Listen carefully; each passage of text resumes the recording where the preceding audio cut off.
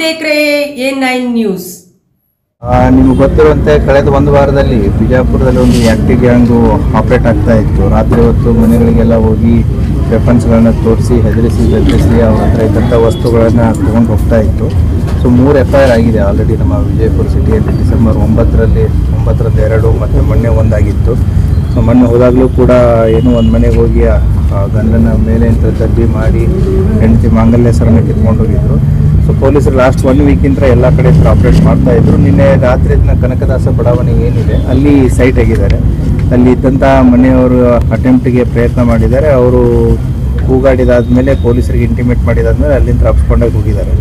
ಅಪ್ಸ್ಕೊಂಡಾಗಿ ದಾರಿ ಮಧ್ಯದಲ್ಲಿ ಒಂದು ಬೈಕನ್ನು ತೊಗೊಂಡ್ರು. 4 ಜನ ಒಂದೇ ಬೈಕಲ್ಲಿ ಅಪ್ಸ್ಕೊಂಡಾಗ್ತಿರ್ಬೇಕಾದ್ರೆ ಪೊಲೀಸ್ನವರು ನೈಟ್ ರೌಂಡ್ಸಲ್ಲಿ ಇರೋದ್ರಿಂದ ಎಲ್ಲರೂ ಸೊ ಹೈವೇ ಮೇಲೆ ಅಪೋಸಿಟ್ ಡೈರೆಕ್ಷನ್ದಲ್ಲಿ ಸೈಡ್ ಆಗಿದ್ದಾರೆ. ಸೊ ದೆನ್ 3:15 ಅವರು ಟೋಲ್ ಹತ್ರ ಇರುವಂಥ ಏನು ವೇ ಬ್ರಿಡ್ಜ್ ಇದೆ, ಸೊ ಆ ವೇ ಬ್ರಿಡ್ಜಲ್ಲಿ ಬಿದ್ದಿದ್ದಾರೆ. ಸೊ ಬಿದ್ದು ಒಬ್ಬನು ಮುಂಚೆನೇ ಬಿದ್ದಿದ್ದಾನೆ. 3 ಜನ ಅಲ್ಲಿ ವೇ ಬ್ರಿಡ್ಜ್ ಹತ್ರ ಬಿದ್ದಿದ್ದಾರೆ ಬೈಕಲ್ಲಿ. ಸೊ ತಪ್ಪಿಸ್ಕೊಂಡು ಹೋಗಿದ್ದಾರೆ. ಪೊಲೀಸ್ನವ್ರು ಅಲ್ಲೇ ಸರ್ಚ್ ಮಾಡ್ತಾ ಇರ್ಬೇಕಾದ್ರೆ ಮತ್ತೆ ಅಲ್ಲೇ ಸ್ಪಂದನ ಹಾಸ್ಪಿಟ್ಲ್ ಇದೆ ನಿಮಗೆ ಪಕ್ಕದಲ್ಲಿ. ಸೊ ಅಲ್ಲಿ ಒಬ್ಬನು ಬೆಳಗ್ಗೆ 5:15 ಸೈಟ್ ಆಗಿದ್ದಾನೆ ವಿತ್ ವೆಪನ್ನು. ಸೊ ಆವಾಗ ಪೊಲೀಸ್ನವರು ನಮ್ಮ CPI ಗೋಲ್ ಗುಂಬಜ್ ಮಲ್ಲಯ್ಯ ಮಠಪತಿ ಮತ್ತು ಮೊಹಮ್ಮದ್ ಗೋರಿ PSI ಗೋಲ್ ಗುಂಬಜು ಅವಾಗ ಗುಂಡು ಹಾರಿಸಿದ್ದಾರೆ.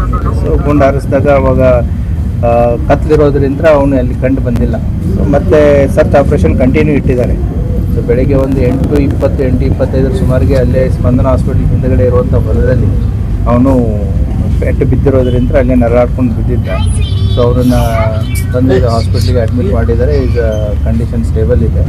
ಮತ್ತು ಏನಂತಂತಂದರೆ ಇನ್ನೂ ಇವನ ಜೊತೆಗೆ 3 ಜನ ಆರೋಪಿಗಳು ತಪ್ಪಿಸ್ಕೊಂಡಿದ್ದಾರೆ.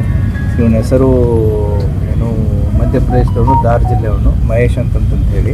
ಸೊ ಇನ್ನೂ ಹೆಚ್ಚಿನ ಮಾಹಿತಿಯನ್ನು ಪೊಲೀಸರು ತಗೋತಾ ಇದ್ದಾರೆ. ತನಿಖೆ ಮುಂದುವರಿತಾ ಇದೆ. ಇಲ್ಲ, ಇನ್ನೂ ಯಾರು ಸಿಕ್ಕಿಲ್ಲ.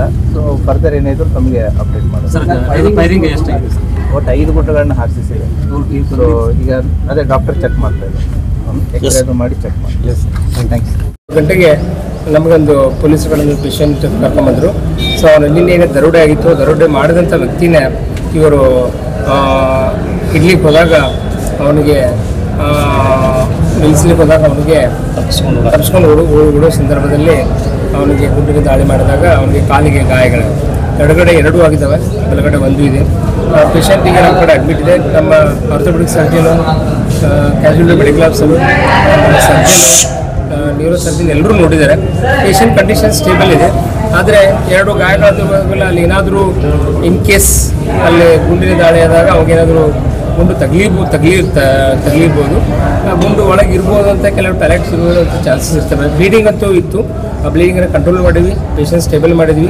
ಇನ್ನು ಪೇಷಂಟಿಗೆ ನಾವು ಎಕ್ಸ್ರೇ ಮತ್ತು CT ಸ್ಕ್ಯಾನ್ ಮುಖಾಂತರ ತಪಾಸಣೆ ಮಾಡಿ ಮುಂದಿನ ಏನಾದರೂ ಒಳಗಡೆ ಬುಲೆಟ್ ಉಳಿದಿತ್ತು ಅಥವಾ ಪ್ಯಾಲೆಟ್ ಉಳಿದಿತ್ತು ಅಂದರೂ ಕೂಡ ಅದು ತೆಗೆಯುವಂಥ ವ್ಯವಸ್ಥೆ ಕೂಡ ಮಾಡ್ತಾಯಿದ್ವಿ. ಈಗಿನ ಪರಿಸ್ಥಿತಿ ನೋಡಿದರೆ ಬ್ಲೀಡಿಂಗು ಕಂಟ್ರೋಲ್ ಆಗಿದೆ, ಪೇಷಂಟು ಸ್ಟೇಬಲ್ ಇದೆ. ಈ ಪೇಷಂಟನ್ನು ಕ್ಯಾಶುವಲ್ಟಿಂದ ICUಗೆ ಶಿಫ್ಟ್ ಮಾಡ್ತಾಯಿದ್ವಿ.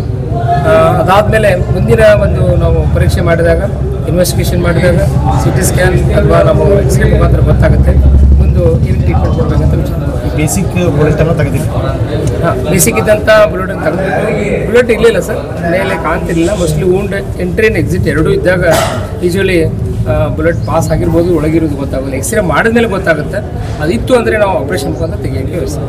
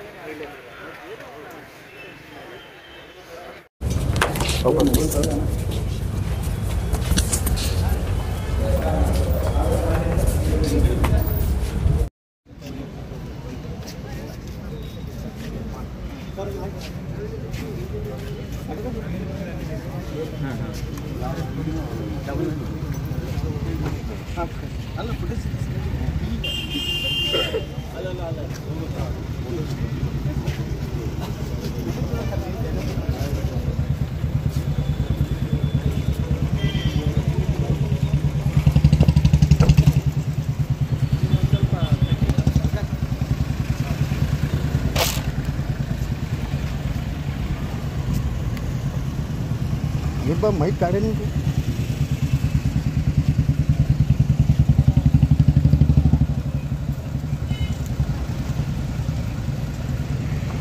खूप